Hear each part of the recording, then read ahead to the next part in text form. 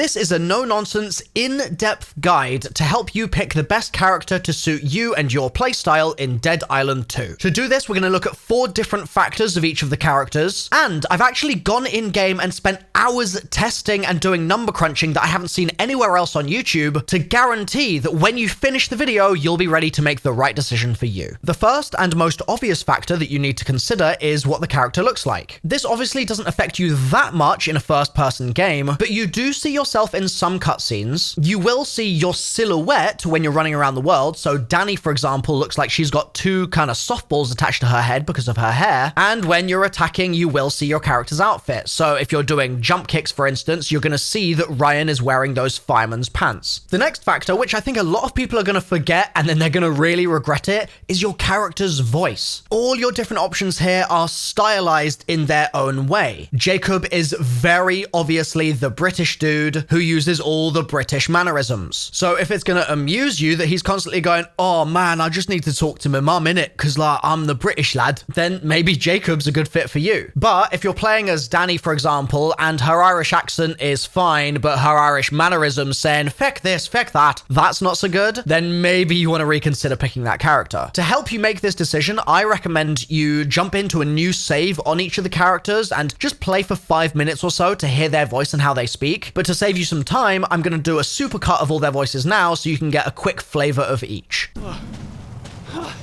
I'm not alone. I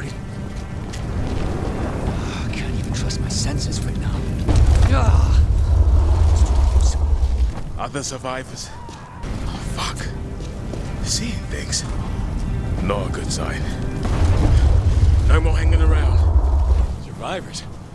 Okay. What the hell? Oh, come on, Ryan. Keep it together. Shit! Just get out of here. Oh, yes. Someone else made it. What the? Not the time to be losing it, Dani. Oh, shite in a bucket. Someone else made it. The fuck? No time to go crazy, Carla. Fuck! Enough of this! Survivors. Let's go. I'm seeing things. Get it together, Amy. I did not survive a plane crash to get killed now.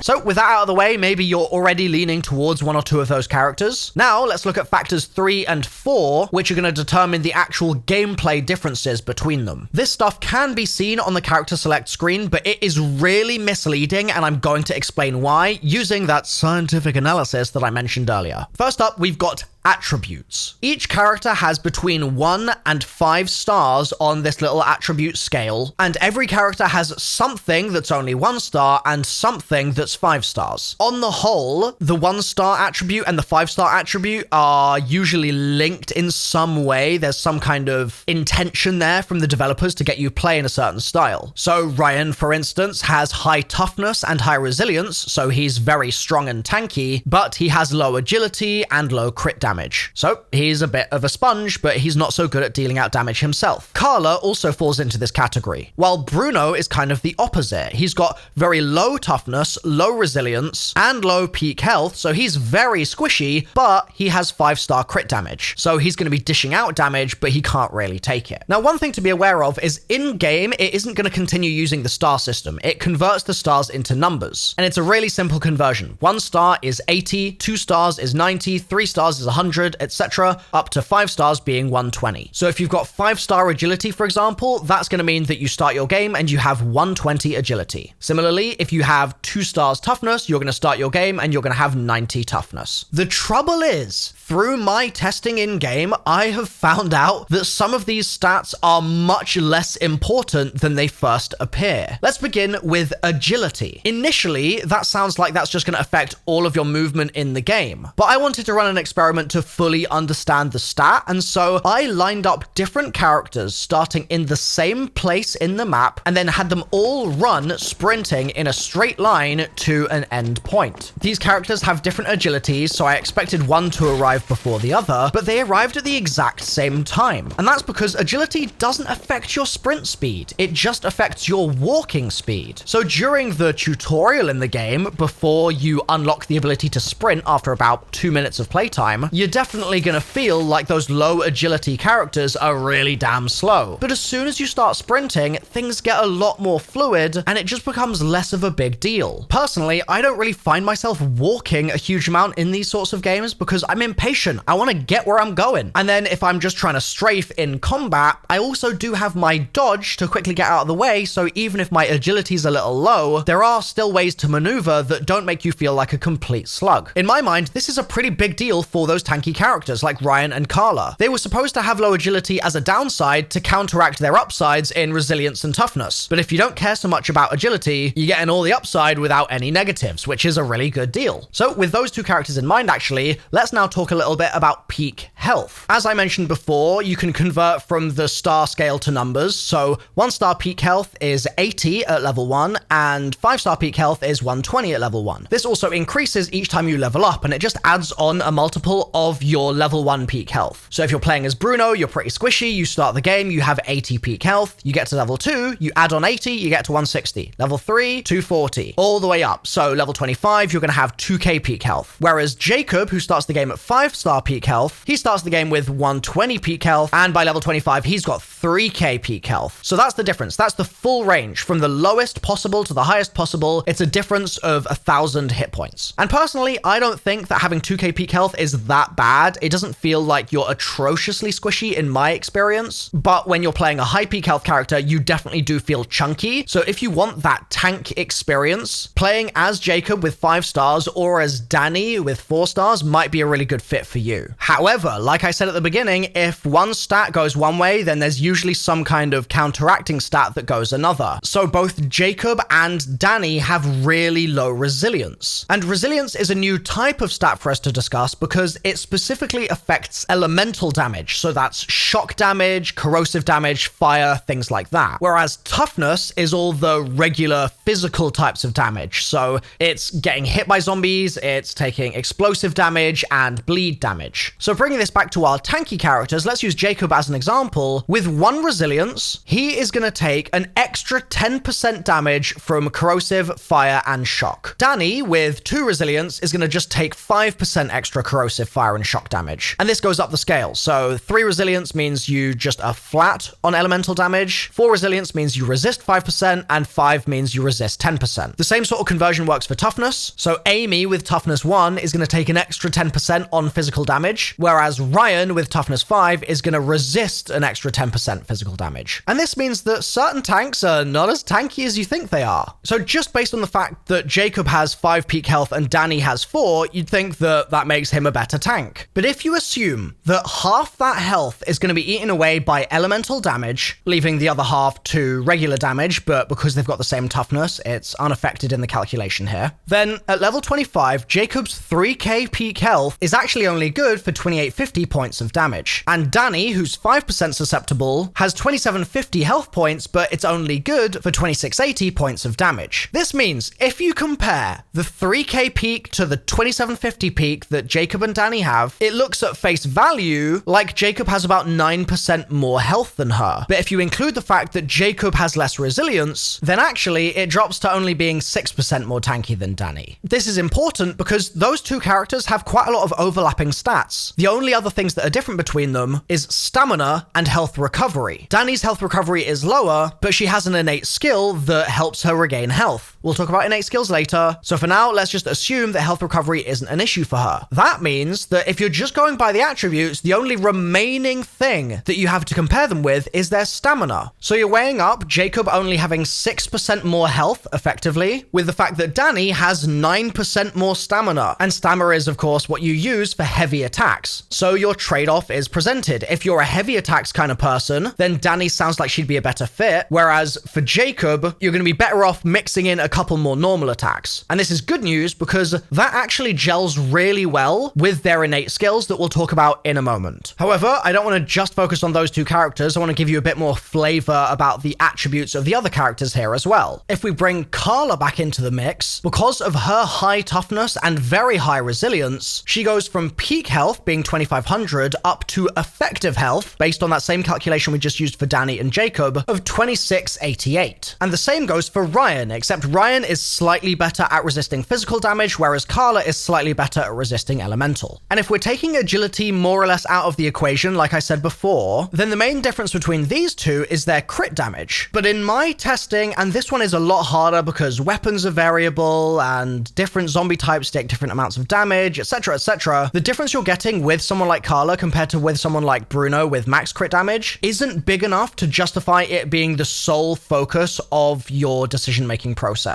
Like at face value, if one of them has 120 as their crit damage stat, while the other has 80, you might think that Bruno's going to do 1.5 times the crit damage. But it's not that simple in my experience. You've kind of got to convert it again. It ends up being a smaller difference. I did one calculation that said it was only 25% more damage that Bruno was doing. But then in terms of the actual numbers as well, when you include the slight variation of different weapons, you actually end up in a lot of situations where Carla's doing more damage. So I think crit damage as a stat is something that you can afford to worry about a little less than something like how much health a character actually has. And so this brings us to what I think is going to be a somewhat controversial opinion, and that is my thoughts on Amy, because Amy has 5-star agility, which I don't care about, and Amy has 4-star crit damage, which I also think isn't that big a deal in the grand scheme of things. And Amy has 1 toughness, and she has 3 resilience, which means that her effective health goes down from 2250 to 2025. And so the only other things she has going for her is 3-star stamina and 3-star health recovery, also known as plain Jane. Amy's value proposition just does not seem good to me based on the attributes. I'm sorry if you're an Amy lover, but I'm an Amy hater, proud and loud. But if you disagree with me, hey, make yourself heard in the comment section. Rip me to pieces. It's okay. I'm a big boy. I can handle it. And I'll be honest, Bruno isn't that far behind, but we should really start talking about innate skills now to complete the 4 factors that I mentioned at the start of the video and really finish off the picture of who's most powerful, who's most fun to play, and who'd be most suited for you to pick as your character. In order to avoid things getting too confusing, I'm going to go one by one. We'll start with darling Amy. She regains stamina when hitting a zombie with a weapon throw, which is an interesting skill because she's already got average stamina, so it's not like she's going to be especially low in the stamina department, and throwing weapons in this game is also really ineffective most of the time. There are some builds that you can do for it, but generally I really recommend against this, and so that first skill gets a thumbs down from me. Second, she gets a minor damage boost when attacking isolated zombies. But babe, this is Dead Island 2. Where are you finding isolated zombies? There's hordes everywhere. In my experience, you're just not finding standalone stragglers very often. And so even though this is nice when it does happen, because you get about a 12-ish% damage boost, it just doesn't happen very often. And combined with the fact that her attributes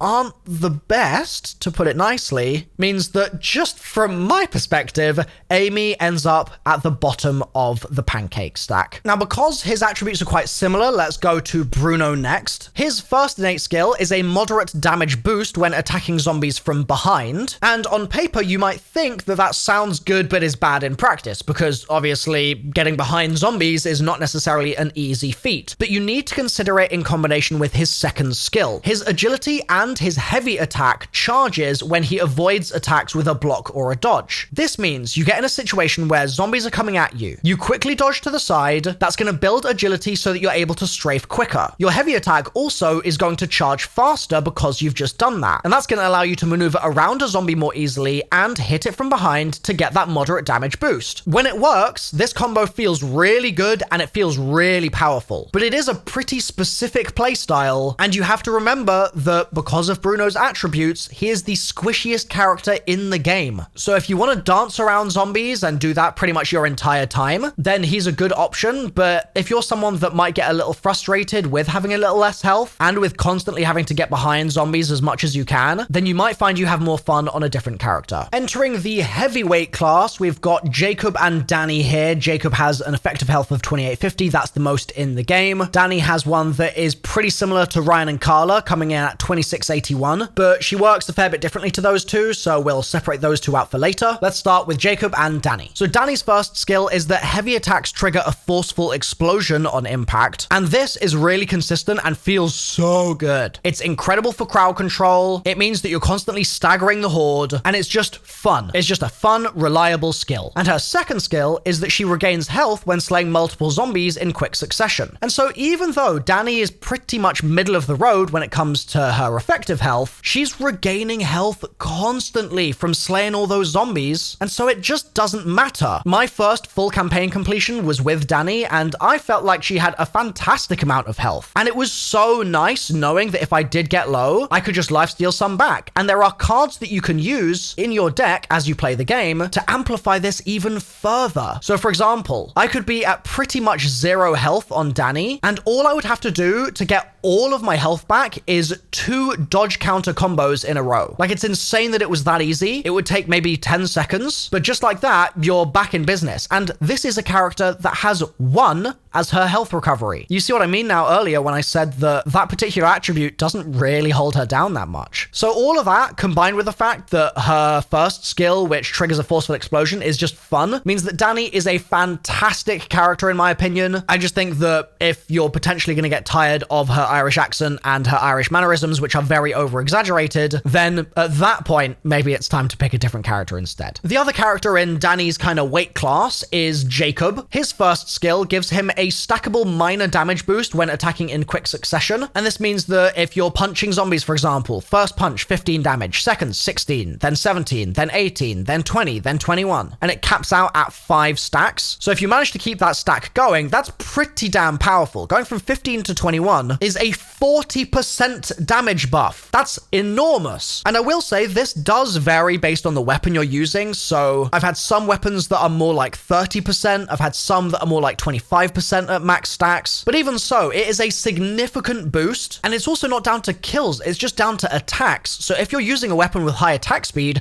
you're going to get that boost in like a second. And this leads us to his second skill. Critical hits when stamina is low get a moderate crit damage boost and regain stamina. But what's maybe surprising initially about this is that it's predicated on his stamina being low. But Jacob has 4-star stamina. He has the second highest stamina in the game. So getting his stamina low in the first place is a challenge, but also that first skill really leans towards fast attacks, and your stamina is going to get low if you're heavy attacking, which is much slower. So I guess there's kind of risk reward here, you could say. On the one hand, if you're able to keep the stack going with heavy attacks, then your stamina is going to get low enough to trigger that second skill, which is going to give you a moderate crit damage boost. Not a minor one, a moderate one. That's a pretty damn good boost, and you're going to regain your stamina back. So there's real potential for some massive power output there. But if you prefer to go the slightly safer regular attacks route instead of the heavy attacks route, then that second skill is going to make much less difference to you. I think this is actually really awesome. I think that Jacob's a really well-designed character. He is chunky as well. He's got 2850 effective health, and I think that goes a long way to balancing out the fact that his health recovery is only 2-star. And so overall, I think that Jacob is one of the best characters in the game. And if you like the idea of a slightly higher skill ceiling, having to really juggle those stacks in order to make most use of your character, or you like the idea of loads and loads of regular attacks in a frenzy that mean that you end up just doing crazy amounts of damage, and the tankiest character in the game if you ignore lifesteal, then Jacob's the guy for you. Let's move on to our middle of the road characters now, starting with Carla. She gets a minor damage boost when close to multiple zombies. In my experience, that minor boost is around 12%. And unlike Amy, who got a boost when zombies were isolated, Carla's skill is active all the damn time because multiple zombies are almost always close together. This means that pretty much at base, Carla ends up with just a flat damage boost. It makes a big difference. Her second skill is a moderate toughness boost while her health is critical as well. And this is really powerful. It kicks in around the bottom third of her health. So if she's got 200 HP, it kicks in below 63-ish. And it brings her toughness from around 110, for example, to around 140, which translates in terms of actual resistance to an increase of 17%. And so because I just had to, I put the work in to figure out her new effective health when only half of the damage that she receives is toughness and only a third of her total health is protected by this skill. It brings her new effective health up from 2688 2758 to 2763. So ignoring lifesteal, there's Jacob up top, then her, and then Dani and Ryan are both below her. She does have low crit damage though, like I said, even if that doesn't necessarily matter too much because she's constantly getting that other damage boost when close to multiple zombies, and she's got low agility, but it's not that big a deal and it's higher than Ryan's. So overall, if you like Carla's vibe and you want an option for a tank that isn't Jacob, then she's a really great choice. And that brings us on to Ryan, who is also chunky, but instead of having a toughness boost like Carla does when his health is low, he just flat regains health each time a zombie is knocked down. And this works really nicely in combination with his other skill, which gives him a moderate force boost when blocking or dodging an attack. Force is one of the things that's going to help you knock other zombies over, and so you can see how these two things synergize. It's really, really nice how interlinked these two skills are. A zombie comes towards you, you block or you dodge, it gives you your force boost, and it's a moderate one at that, and then your next hit knocks the zombie over, and you lifesteal from it and can then go to town on the zombie that's on the floor. It does mean, though, that Ryan's damage output is pretty limited, because he doesn't have some kind of magic combination within his skills to make him crit more or things along those lines, and he also only has 2-star crit damage. But he's tanky, so he can take a beating, and he's good at crowd control and knocking other zombies around, knocking them over, things along those lines, and that's going to make him even more tanky. So whether or not you prefer Carla or Ryan really comes down to whether you want to be doing damage to those zombies and trying to kill the zombies themselves, or if you'd rather be doing crowd control-y type stuff so maybe your friends can take them down. Ryan's crowd control is going to be better, but it's very minor, and both of them are fantastic characters. Let me know who you're going to go with based on all this info, and on screen I've got a list of 35 things I wish I knew before I started my playthrough that I've put together into a video for you guys to make sure you have the best possible time playing this game. It's linked on screen, click through to it now, I'll see you there, bye for now.